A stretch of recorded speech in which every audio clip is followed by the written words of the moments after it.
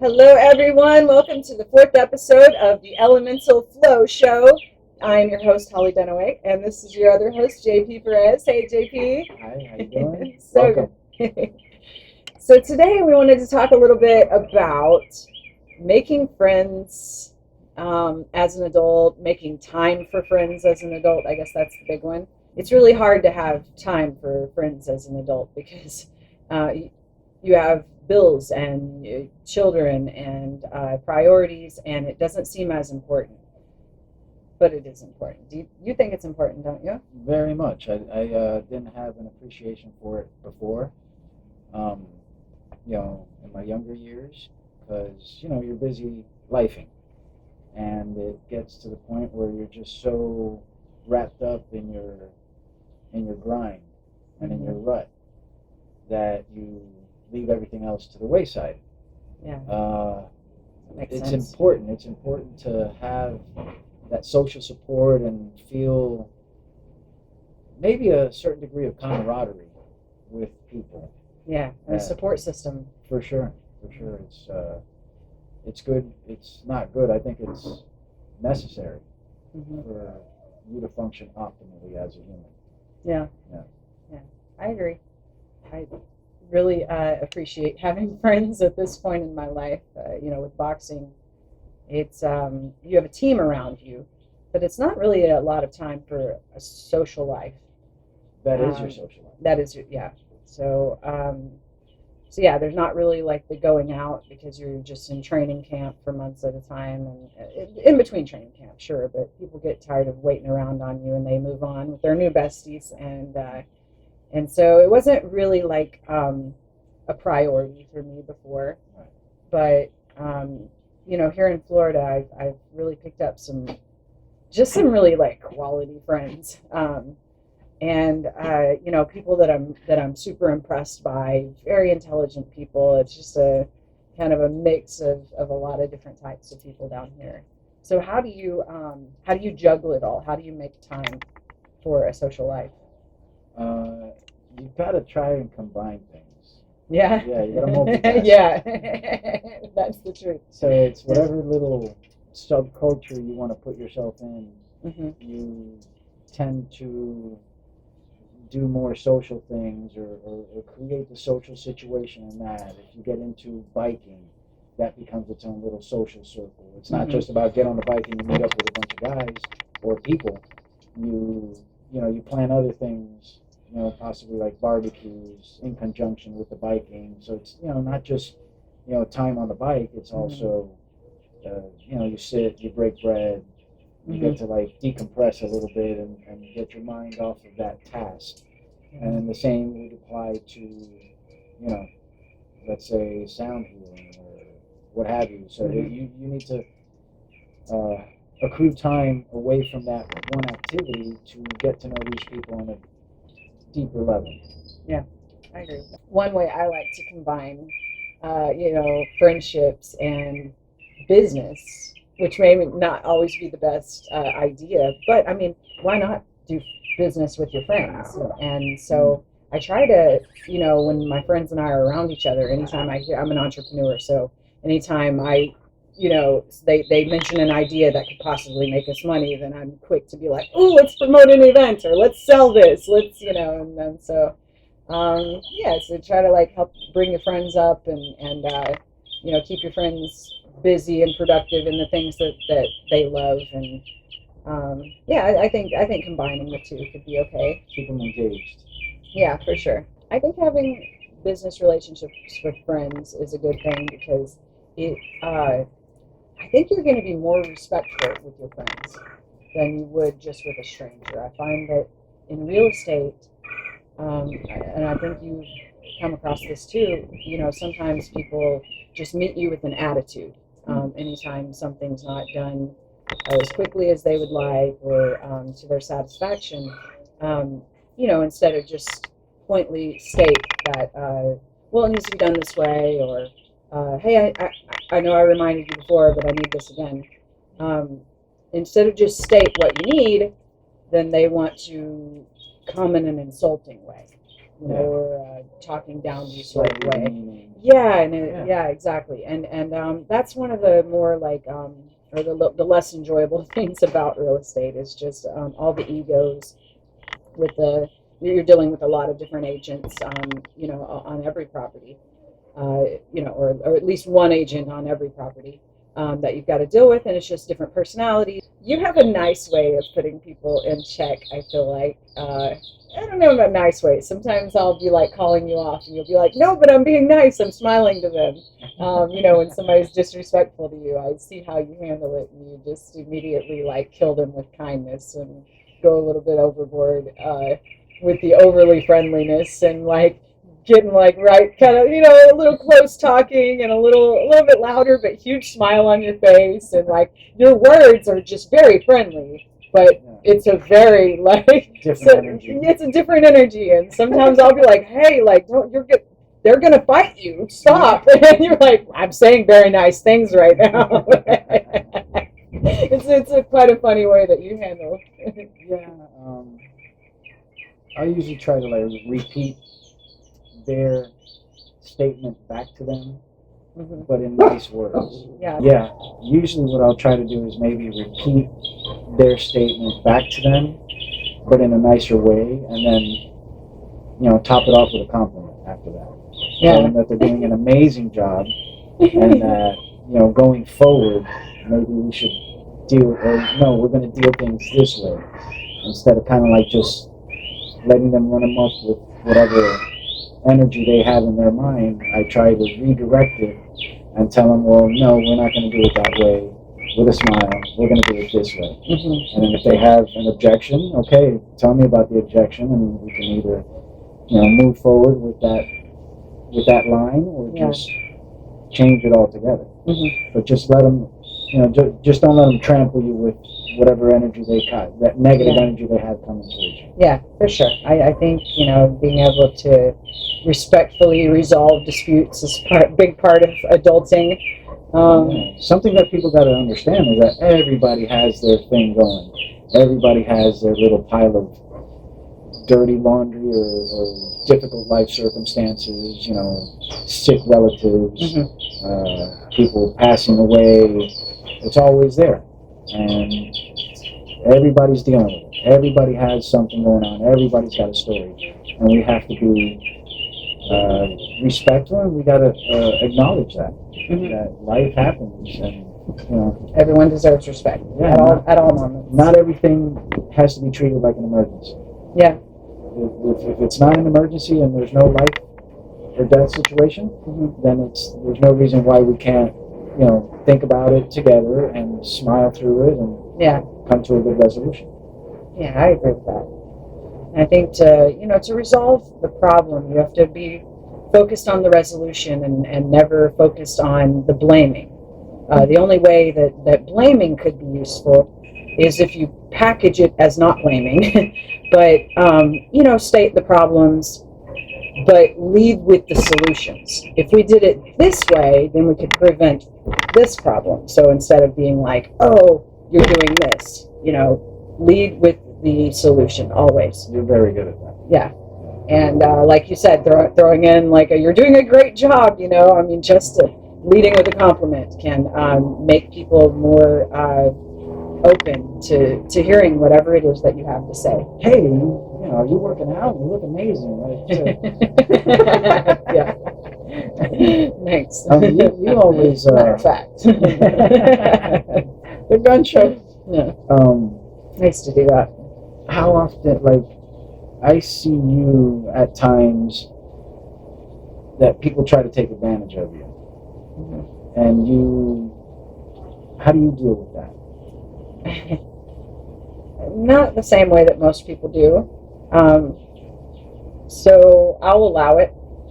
Yeah. Because it's very telling of who you're dealing with, and sometimes it's not that big of a deal. Like whatever they're trying to take advantage of, I might be okay, I was half predicting that in the beginning, and I see you, and I see your motives and your intentions, and it's not a big deal, and we'll still carry through with whatever the whatever it is that we're trying to, overcome, we'll still get there.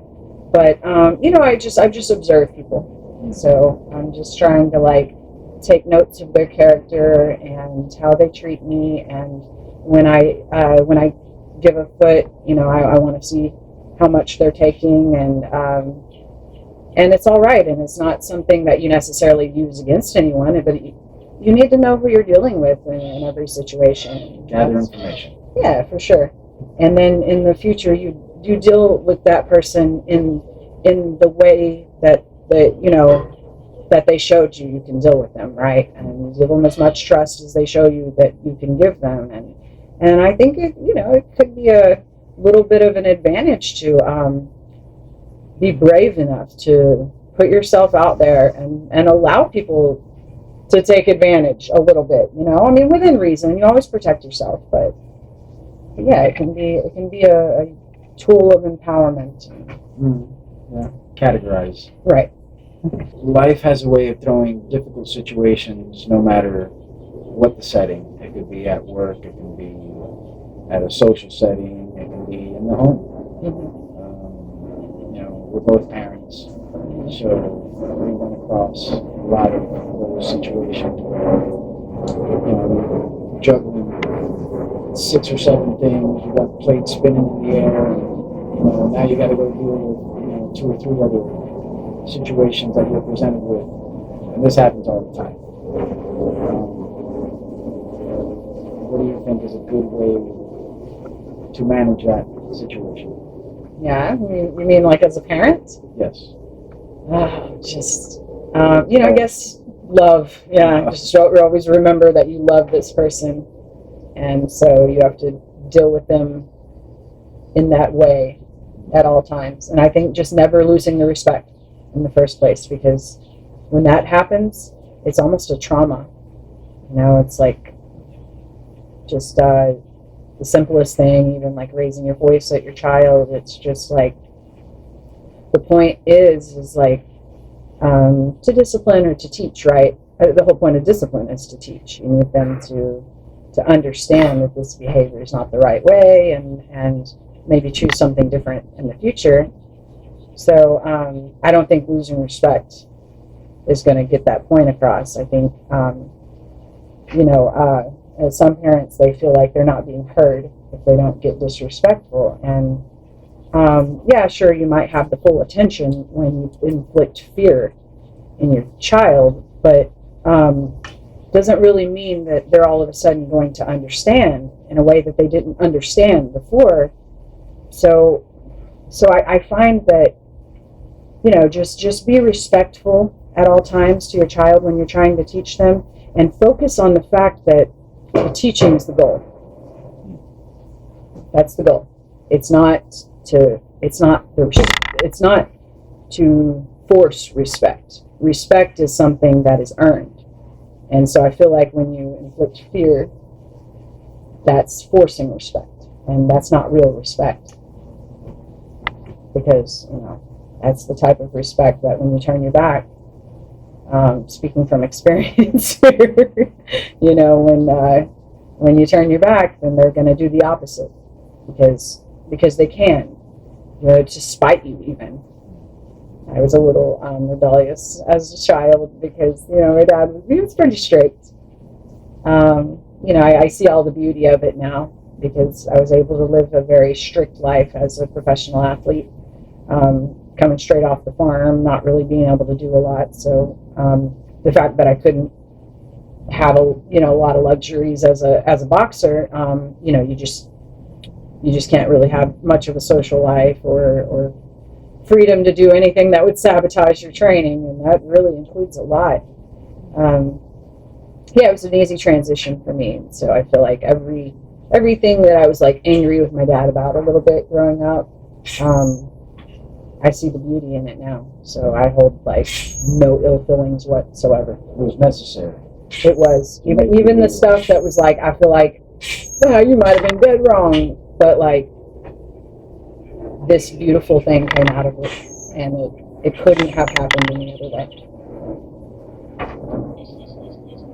So, yeah, parents we're just doing the best we can, right? So how do you manage like the conflicts of parenting?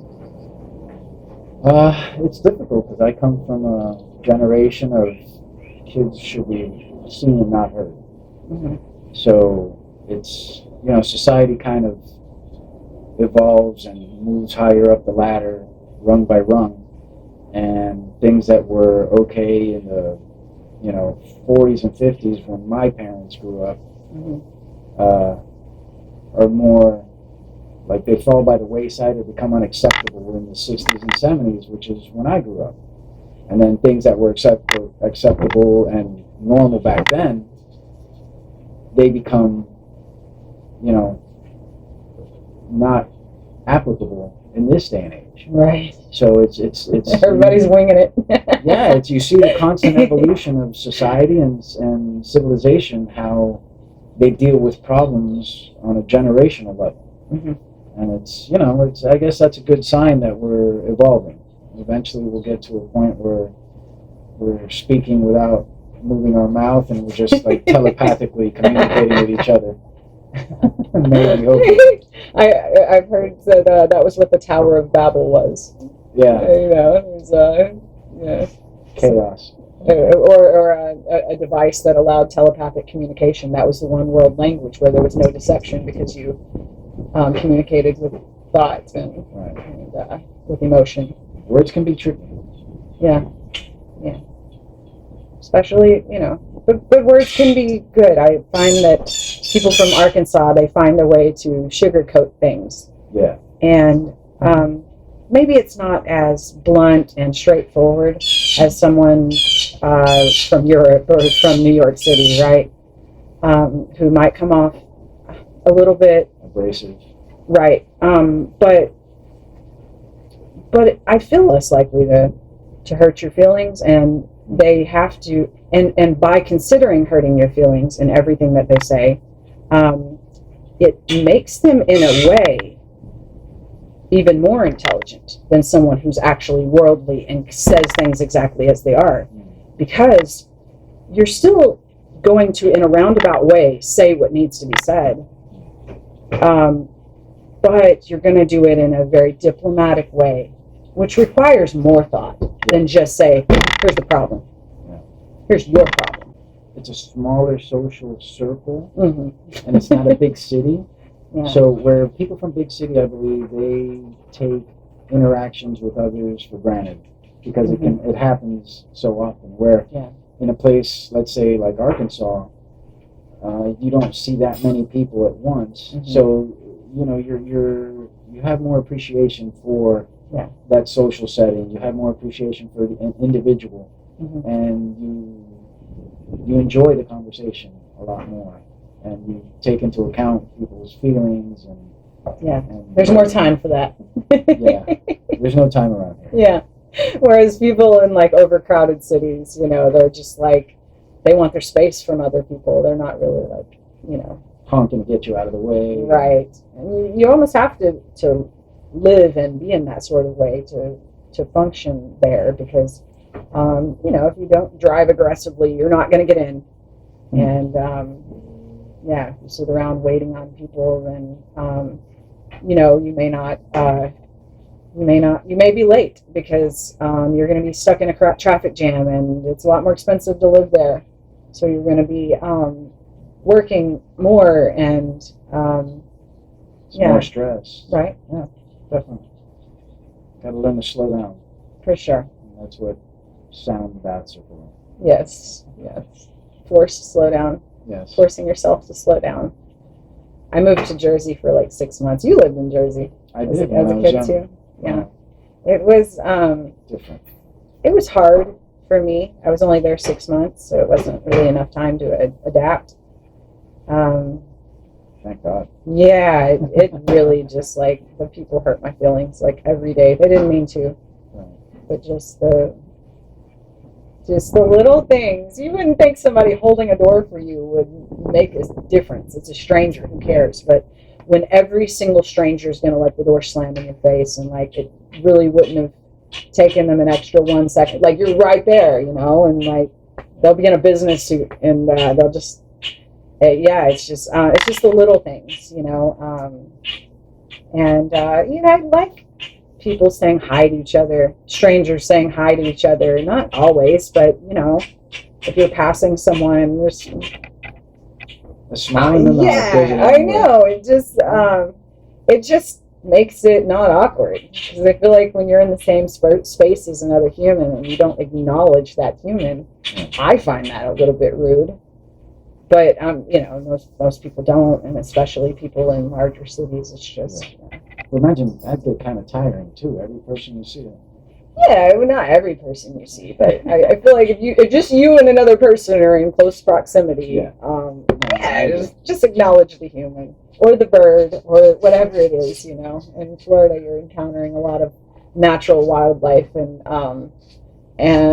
yeah, I think you should acknowledge everyone, just enough respect to say hi to the bird or the frog or whatever it is, you know, because I think everything on Earth like appreciates being acknowledged and spoken directly to. Speaking of sound baths, tell everyone how they can find one of our sound baths. Well, typically it's every full moon on Hollywood Beach off of Virginia Street on the sand.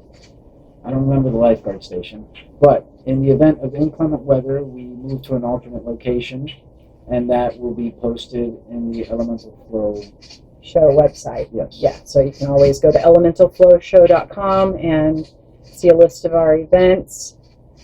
Yeah, you should come out and enjoy. If you're ever in the Hollywood Beach area, come out and enjoy one of our sound baths. It's very therapeutic, and you know, it brings you back to centeredness, level-headedness, and allows you to de-stress and you know, kind of a nervous system reset. It's very comfortable because you're laying on the sand, so you don't need a pad. All you need is a towel. Yeah. And it's you know, the sand contours to your body, so you get less pressure points, I think. I think laying on the sand is fantastic. It's not as good as the floating sound baths here in Sunrise that we do. Stay tuned. I think we've got one of those coming up as well. Soon. Yes. So yeah, just keep up with the Elemental Flow website, and we'll keep you up to date as to our upcoming events. Yes, and we'll see you every Thursday at 8 p.m. Have a wonderful day, guys. Namaste.